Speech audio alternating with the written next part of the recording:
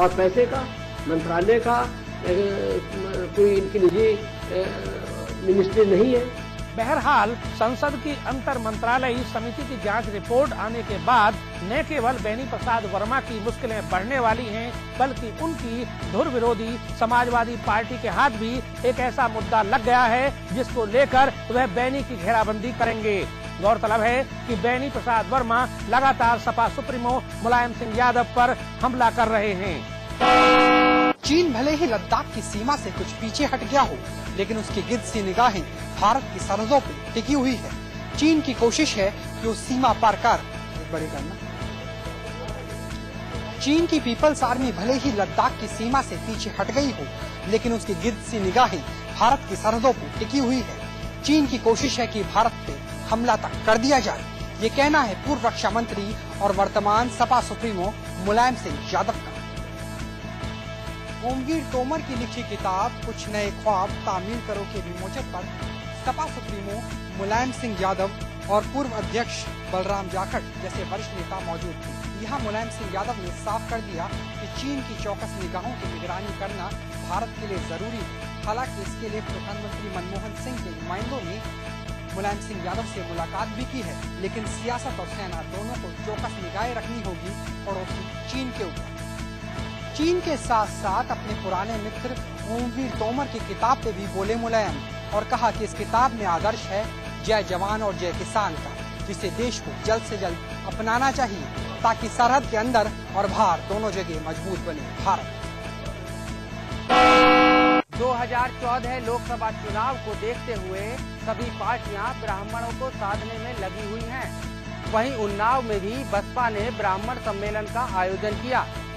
बसपा के social engineering के फॉर्मूले को जहां एक बार सफलता मिली थी, वहीं बसपा इसे दूसरी बार सुपरहिट करने की फिराक में है।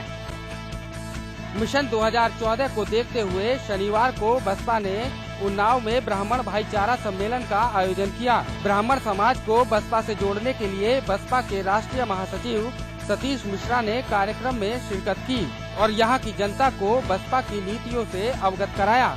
सतीश मिश्रा ने 2014 में माया को पीएम बनाने के लिए बसपा कार्यकर्ताओं को अभी से जुटने की सलाह देते हुए सपा सरकार पर जमकर निशाना साधा।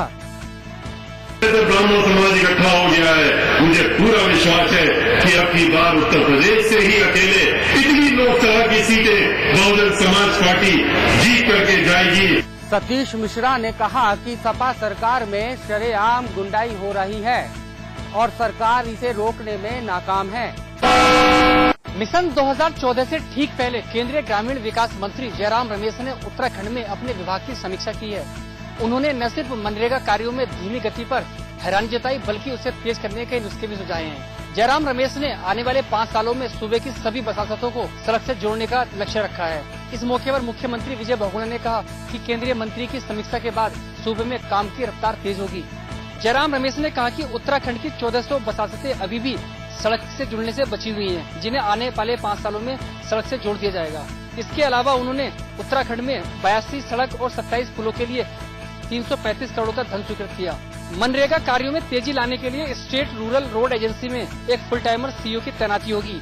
इसके अलावा 2 चीफ इंजीनियर और 6 सुपरिटेंडेंट इंजीनियरों की भी नियुक्ति होगी। राज्य सरकार हमें 300 डीपीआर तैयार करके भेज। सभी जानते हैं कि 2009 के लोकसभा चुनावों के दौरान यूपीए की वापसी में मनरेगा का अहम रोल रहा था। यही वजह है कि केंद्रीय मंत्री जयराम रमेश ने पूरी समीक्षा के दौरान पूरा फोकस इसी पर रखा। केंद्रीय मंत्री ने कहा कि मनरेगा में भ्रष्टाचार रोकने के लिए उत्तराखंड के सभी जिलों को इस साल के आखिर तक ई मास्टर रोल प्रोसेस से जोड़ दिया जाएगा। केंद्रीय मंत्री हरीश रावत ने हरिद्वार की सीसीआर में शासन और प्रशासन के आला अधिकारियों के साथ बैठक लेकर हरिद्वार की विकास योजनाओं का हाल जाना। केंद्रीय मंत्री हरीश रावत ने हरिद्वार के सीसीआर में शासन व प्रशासन के आला अधिकारियों के साथ बैठक लेकर हरिद्वार क्षेत्र में चल रही विकास योजनाओं का हाल जाना। बैठक में मुख्यमंत्री की घोषणाओं के साथ केंद्र व राज्य की योजनाओं की समीक्षा बैठक की गई। एनडीआरएफ व ईएसआई अस्पताल समेत कई योजनाओं के लिए जमीन तलाशने पर भी चर्चा हुई। मंत्री ने अधिकारियों को योजनाओं के काम में तेजी लाने के निर्देश दिए हैं। वहीं केंद्रीय मंत्री हरीश रावत ने कार्य में ढिलाई बरतने वाले अधिकारियों के खिलाफ कड़ा रुख अपना लिया है। इलाहाबाद के हंडिया विधानसभा में हो रहे उपचुनाव को लेकर जिला प्रशासन ने अपनी तैयारियां पूरी कर ली हैं। रविवार को होने वाले मतदान में भारी सुरक्षा फोर्स के साथ ही अति संवेदनशील बूथों पर कैमरों से निगाह रखी जाएगी। इलाहाबाद के हंडिया विधानसभा में हो रहे उपचुनाव के लिए जिला प्रशासन ने अपनी तैयारियां पूरी कर ली हैं। रविवार को होने वाले उपचुनाव के लिए सुरक्षा की पूरी तैयारियां की गई हैं। साथ ही इलाके में पैरामिलिट्री फोर्स की तैनाती कर दी गई है। उपचुनाव को निष्पक्ष रूप से कराने के लिए सभी मतदाता केंद्रों पर पैरामिलिट्री फोर्स की बड़ी संख्या में तैनाती की गई है। साथ ही साथ मतदान केंद्रों के बाहर आने जाने वाले रास्तों पर पुलिस और पीएसी के जवान तैनात किए गए हैं। पूरे क्षेत्र में सुरक्षा व्यवस्था के लिए और निष्पक्ष मतदान कराने के लिए पैरामिलिट्री फोर्स और पीएसी के 500 से ज्यादा जवान तैनात किए गए हैं। चुनाव को लेकर सिक्योरिटी के भारी भरकम इंतजाम करे गए हैं और काफी फोर्स हमको इस चुनाव के लिए मिला है। पूरे विधानसभा क्षेत्र में 50 जोनल मजिस्ट्रेट की तैनाती की गई है, जो कि फोर्स के साथ वीडियो कैमरा से निगाहें रखेंगे। उत्तर प्रदेश सरकार द्वारा बिजली के दामों में बेतहाशा वृद्धि के विरोध में भारतीय जनता पार्टी के प्रदेश अध्यक्ष लक्ष्मीकांत वाजपेयी के नेतृत्व में पार्टी कार्यकर्ताओं ने शक्ति भवन के अंदर धरना व प्रदर्शन किया। बिजली की बढ़ी दरों के विरोध में बीजेपी के नेता शक्ति भवन पर प्रदर्शन किए। वहीं सरकार पर आरोप लगाते हुए कहा कि सरकार को आम आदमी से कोई सरोकार नहीं रह गया है, इसीलिए सरकार ने जहां ग्रामीण व शहरी क्षेत्र के बिजलियों में जबरदस्त इजाफा किया है, वहीं उद्योगों पर कोई बिजली का दर नहीं बढ़ाया गया है। विद्युत निगम के एमडी से वार्ता के बाद भी जब कोई ठोस आश्वासन नहीं मिल पाया, तो भाजपा के प्रदेश अध्यक्ष द्वारा शाम को विद्युत नियामक बोर्ड से वार्ता करने की बात की और कहा कि सरकार जल्द ही जल्द बढ़े दामों को वापस ले, नहीं तो पूरे प्रदेश में भाजपा सरकार के खिलाफ धरना व प्रदर्शन करेगी। दिल्ली में भी घसीटेंगे और उत्तर प्रदेश विद्युत नियामक आयोग के फैसले के विरुद्ध हम दिल्ली में भारत विद्युत नियामक आयोग के सामने जाएंगे। बीजेपी प्रदेश अध्यक्ष लक्ष्मीकांत वाजपेयी के तेवर को देखने से तो यही लगता है कि बिजली के इस मुद्दे पर बीजेपी और आगे तक इसे भुनाएगी। यूपी में बीजेपी के बिजली प्रदर्शन के मुद्दे पर सपा ने ली है चुटकी। समाजवादी पार्टी ने आरोप लगाया है कि जो भाजपा आज बिजली व्यवस्था के मुद्दे पर प्रदर्शन कर रही है, वो भाजपा तब कहां थी जब सूबे में बीएसपी सरकार के दौरान महकमे में लूट की जा रही थी। जबरदस्त बिजली संकट से जूझ रहे उत्तर प्रदेश के बिजली उपभोक्ताओं को राज्य विद्युत विनियामक आयोग ने भी तगड़ा झटका दिया है। कुल लगभग 40% का इजाफा किया गया है। बढ़ी दरों का विपक्ष ने विरोध भी शुरू कर दिया है। अब समाजवादी पार्टी की सरकार का आरोप है कि आज भाजपा प्रदर्शन कर रही है, लेकिन भाजपा तब कहां थी जब प्रदेश में जमकर लूट की जा रही थी, जब बीएसपी सरकार के दौरान महकमे पर कर्ज लग रहा था। यही नहीं, सपा का ये भी आरोप है कि बीएसपी सरकार के दौरान भी बिजली महकमा बर्बाद हुआ है और बड़ा कर्ज लग गया है। अब समाजवादी पार्टी बीएसपी सरकार के दौरान खरीदी गई बिजली की भी जांच करने की बात कह रही है। कांग्रेस का आरोप है कि लगभग 15 महीने हो चुके हैं प्रदेश में समाजवादी पार्टी की सरकार बने हुए, अभी भी समाजवादी पार्टी केवल बीएसपी पर आरोप ही लगा रही है। कांग्रेस का ये भी दावा है कि अब प्रदेश सरकार को गंभीर होना पड़ेगा। बहरहाल, भले ही समाजवादी पार्टी की सरकार प्रदेश के बिजली संकट और बढ़ी हुई बिजली दरों के लिए पूर्व की बीएसपी सरकार को जिम्मेदार ठहरा रही हो, लेकिन जल्द ही अगर सपा सरकार ने इस मसले का कोई हल नहीं ढूंढा तो वो दिन दूर नहीं है जब प्रदेश का बिजली संकट प्रदेश की समाजवादी पार्टी के लिए भी संकट की स्थिति पैदा कर देगा। गोरखपुर के गोला थाना क्षेत्र दौशहर गाँव में दबंगों की दबंगई देखने को मिली। गोला थाना क्षेत्र के दौशहर गाँव में दबंगों की दबंगई इस कदर देखने को मिली कि एक विधवा महिला के घर में घुसकर जमकर मार पीटकर उसकी कमर तोड़ डाली। जब इस बात की जानकारी ग्राम प्रधान को लगी तो ग्राम प्रधान ने पुलिस को सूचना दी। मौके पर पहुंची पुलिस ने घायल महिला को जिला अस्पताल में भर्ती कराया और ग्राम प्रधान के तहरीर पर आरोपियों के खिलाफ मुकदमा कायम किया। पुलिस ने मुकदमा में अल्पीकरण करते हुए मामले की जाँच शुरू कर दी। महिला को मारने की मारपीट करने की मामला प्रकाश में आया है। इसी मामले में जो महिला की तहरीर के आधार पर मुकदमा पंजीकृत किया गया है।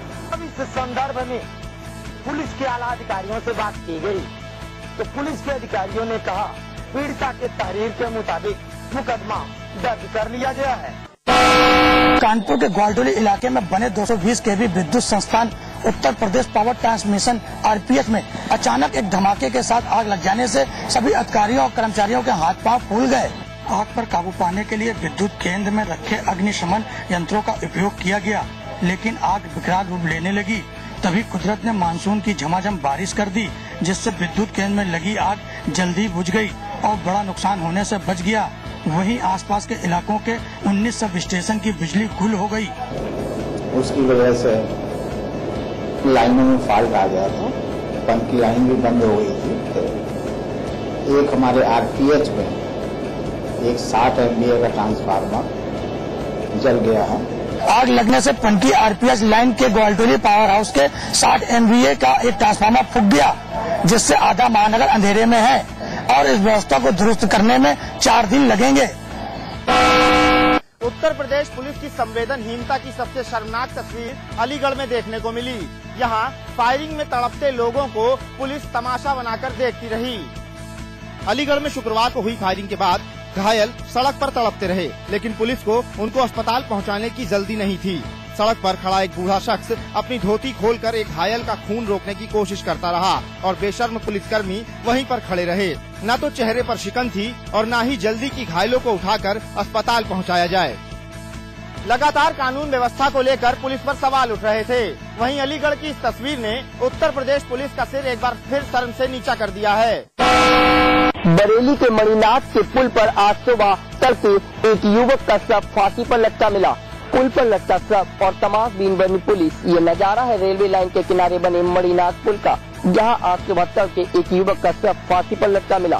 मौके पर डीआरपी समेत कोतवाली और सुभाष नगर थाने की पुलिस भी पहुंची, लेकिन सीमा विवाद के चलते पुलिस वाले आपस में ही झगड़ने लगे और कई घंटे के बाद सबको पुल से नीचे उतारा गया।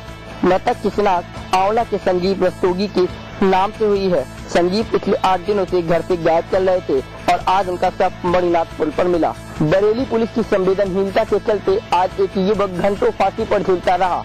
मानवता को शर्मसार कर देने वाली ये घटना वहाँ से गुजरने वाले हर राहगीर ने देखी। अम्बेडकर नगर जनपद के भूमध्यस्थ कार्यालय की लापरवाही का सामना टांडा के एक दलित बुजुर्ग दंपति को सामना करना पड़ रहा है, जहां पर प्रशासन ने 3 लाख के स्थान पर 31 लाख का चेक का उनको भुगतान कर दिया और अब मुकदमा दर्ज करा दिया है। अम्बेडकर नगर के 2 बुजुर्ग दंपतियों को प्रशासन की लापरवाही का सामना करना पड़ रहा है। एनटीपीसी टांडा ग्रहण मामले में 3 लाख के स्थान पर प्रशासन ने 37 लाख का चेक दे दिया, जिसका खामियाजा बुजुर्ग दंपतियों को भुगतना पड़ रहा है। प्रशासन ने एफआईआर तो करा दिया है और बुजुर्ग दंपतियों को हिरासत में ले लिया, लेकिन सबसे बड़ा सवाल यह है कि इस पूरे मामले के दोषी कर्मचारियों और अमीन को अब तक प्रशासन ने हिरासत में नहीं लिया है। क्या यह पूरा मामले में पारदर्शिता बरती जा रही है और प्रशासन पीड़ितों को न्याय दे पाएगी, यह एक बड़ा सवाल है। जो किसान हैं और संबंधित जो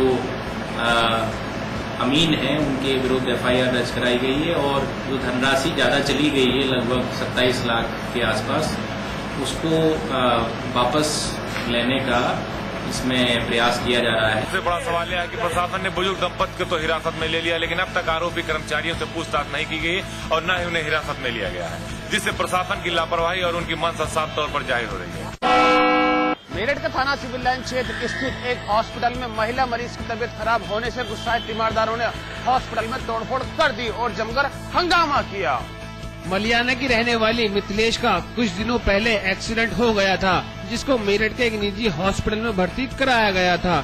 यहाँ उसका इलाज चल रहा था। परिजनों ने बताया कि देर रात मिथिलेश के काफी दर्द हो रहा था और वो काफी चीख रही थी, तो हॉस्पिटल के स्टाफ ने उसे एक इंजेक्शन लगा दिया। इंजेक्शन लगने के बाद मिथिलेश की तबीयत खराब होने लगी। महिला मरीज की ज्यादा हालत बिगड़ते देख परिजनों का गुस्सा फूट पड़ा और अस्पताल में तोड़फोड़ शुरू कर दी। मौके पर पहुंची पुलिस ने किसी तरह परिजनों को शांत कराया। गलत फहमी में आगे लोगों ने मिलने नहीं दिया कि उन्होंने सोचा कि हो सकता है शायद मेरा मरीज जो है गंभीर हालत में है। वहीं हॉस्पिटल के डॉक्टरों का कहना है कि महिला की रात तबीयत खराब हो गई थी, जिस कारण महिला के तीमारदारों ने हॉस्पिटल में तोड़फोड़ की है। अगर हॉस्पिटल की कोई भी लापरवाही सामने आती है तो कार्रवाई की जाएगी। हाथरस के सादाबाद में समाजवादी पार्टी के वरिष्ठ नेता की पुत्रवधू की लाश उसके बेडरूम में पड़ी हुई मिली। हाथरस के सादाबाद में आज सुबह समाजवादी पार्टी के वरिष्ठ नेता रामसूरत चौहान की पुत्रवधू की लाश उसके बेडरूम में पड़ी मिली। सपा नेता का पूरा परिवार पुलिस के पहुंचने से पहले ही घर से फरार हो चुका था। पुलिस ने लाश को कब्जे में लेकर पोस्टमार्टम के लिए भेज दिया है, जबकि विवाहिता के मायके वाले सपा नेता के घर वालों पर हत्या का आरोप लगा रहे हैं। तब तक पुलिस वहां पहुंचती सपा नेता के सभी परिजन वहां से फरार हो चुके। गर्मी से परेशान और बेहाल लखनऊ वासियों को आज मौसम ने राहत दी है। गर्मी से परेशान और बेहाल राजधानी लखनऊ वासियों को मौसम के बदले रुख ने राहत दी है। महीनों से लोग गर्मी से परेशान थे। ऊपर से बिजली का संकट, यानी आम लोगों पर दोहरी मार। ऐसे में मौसम ने एक बार फिर करवट ली है और गर्मी से परेशान लोगों को राहत मिली है। तभी तो इस खुशगवार मौसम का हर किसी ने जमकर लुत्फ उठाया। खास तौर पे लखनऊ के लोग सड़कों पार्कों में निकलकर जमकर मौसम का मजा लिया। वहीं बच्चों ने भी सुहाने मौसम का लुत्फ लिया। मौसम का लुत्फ उठा रहे लोगों की माने तो महीनों से